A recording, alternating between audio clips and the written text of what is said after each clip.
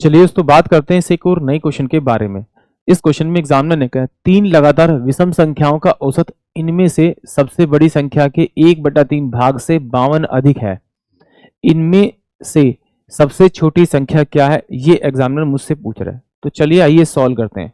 देखिए इस क्वेश्चन करने के दो तरीके हैं, एक तो आप इसे ऑप्शन की मदद से कर लीजिए या फिर आप इसे एक्स मान कर लीजिए। चलिए दोनों तरीके से हम इसको सॉल्व करेंगे। एग्जामिनर ने कहा है कि मेरे पास में विषम संख्या जो मेरी पहली संख्या ये होगी, तो दूसरी संख्या ये होगी और तीसरी संख्या मेरे पास में ये होगी। और एग्जामिनर ने जो ऑप्शन में वैल्यू दे रखी है वो क्या दे रखी है आपको दे रखी है सबसे छोटी संख्या। तो सबसे छोटी संख्या दे रखी तो वो हो सकती है 79 हो। तो 79 में 2 जोड़ूंगा तो क्या होगा मेरे पास में 81 और ये मेरे पास में कितना हो जाएगा 83। दूसरा देखूंगा मैं 75 तो ये मेरे पास में 77 होगी आपकी और ये 79 हो जाएगी आपकी विषम संख्या।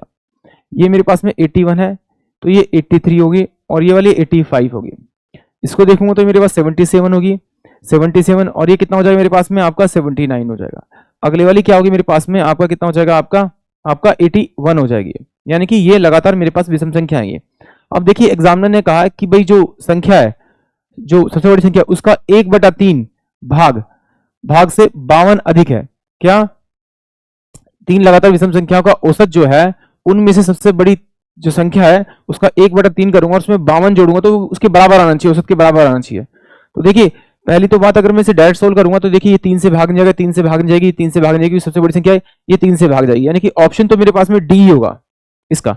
अगर अब मैं चेक करूं इनका औसत तो देखिए इसका 1/3 निकालूंगा तो मेरे पास 27 आएगा और 27 में अगर मैं 52 जोड़ दूंगा तो मेरे पास में 79 आ रहा है और ये 79 मुझे बीच वाली संख्या मिलनी चाहिए इनके, ये मिल रही है। इसका मतलब है कि यही इसका करेक्ट आंसर हो।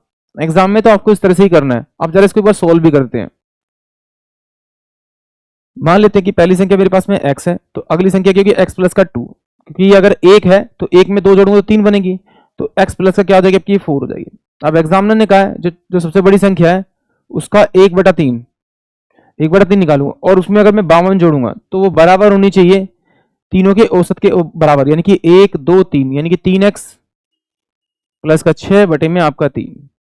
तो इसे सोल्व कर लेते हैं इसको। तो ये x प्लस का 4 प्लस का ये 3 दूनी 6 और 5 या 15 इस कट्टू में कितना होगा 3x प्लस का आपका 6, ये 3 नीचे होगा और ये 3 नीचे होगा तो कट जाएगा पूरा पूरा।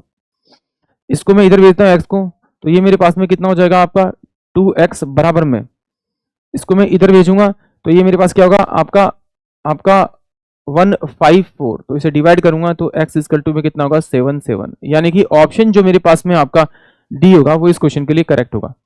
एग्जाम में तो आपको इस तरह से करना। एक बार फिर इसे चेक करते हैं। देखिए एग्जाम में कैसे करना है, जब भी इस प्रकार का क्वेश्चन आता है तो एग्जाम में कैसे करते हैं। सिंपल सी बात है, एग्जामिनर ने मुझे सबसे छोटी संख्या दे रखी है तो सबसे छोटी संख्या मेरी ऑप्शन में होगी।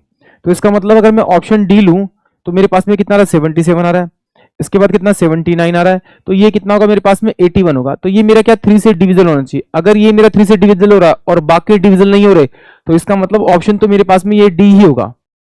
अगर होगा तो फिर मुझे चेक करना पड़ेगा, चेक भी कर सकते हैं। देखिए जो बीच वाली नंबर अगर कंटिन्यूस दे रखी तो बीच वाली जो नंबर होगा लगातार 3 दे रखी और तो बीच वाला नंबर जो होगा वो मेरा औसत होगा, ये औसत होगा, ये बराबर होना चाहिए। एग्जामिनर कह रहा है इसका 1/3 यानी 27 और 27 में अगर मैं 52 जोड़ दूं दोनों बराबर होने चाहिए, बराबर आ रहे हैं। इसका मतलब ऑप्शन डी ही इस क्वेश्चन के लिए करेक्ट है। आई होप आप सभी को क्वेश्चन समझ में आया होगा।